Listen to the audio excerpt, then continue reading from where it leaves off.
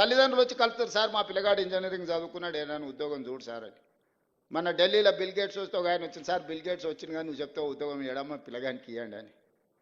విందులు చిందులు, రాష్ట్రంలో తీవ్ర నీటి సంక్షోభం, నీళ్లు లేక ఎండిపోతున్న పంటలు, ఇంకా సగం కూడా అమలు కాని రైతు భరోసా, రుణమాఫీ కాక అన్నదాతల అవస్థలు, పిట్టల్లా రాలుతున్న రైతన్నలు, గురుకులాల్లో తనువులు చాలిస్తున్న విద్యార్థులు, 6 గ్యారంటీల అమలుపై నీలి నీడలు, ఎమ్మెల్యేలు మంత్రుల సఖ్యతకు విందు రాజకీయాలు, పార్టీ క్షేమం తప్ప ప్రజల క్షేమం పట్టదా ఆగ్రహం వ్యక్తం చేస్తున్న ప్రజలు.